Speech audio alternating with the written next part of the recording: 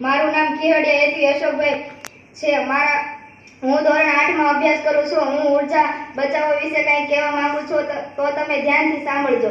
ઉર્જા બચાવો, આવતીકાલને ખુશીઓથી સજાવો. ઉર્જા સંરક્ષણ એટલે કોઈ પણ કામમાં ઉર્જાનો ઓછામાં ઓછો ઉપયોગ કરવો, ઉર્જાનો બચાવ કરવો. કેમ કે ઉર્જાનો બચાવ કરવો આપણા દૈનિક જીવન માટે ખૂબ જરૂરી છે. એટલે આપણું કામ ઓછામાં ઓછી ઉર્જાનો ઉપયોગ કરીને કરવો જોઈએ, જેનાથી ઉર્જાનો બચાવ થઈ શકે છે.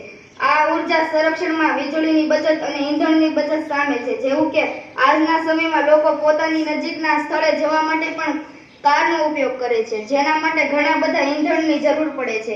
પરંતુ આપણે તે જગ્યાએ જવા માટે સાયકલનો ઉપયોગ કરીએ તો ઈંધણની બચત થઈ શકે છે. આપણી પાસે પૃથ્વી પર ઉર્જાનો સીમિત જથ્થો છે અને તેને પુનઃજીવન કરવામાં ઘણો સમય લાગે છે.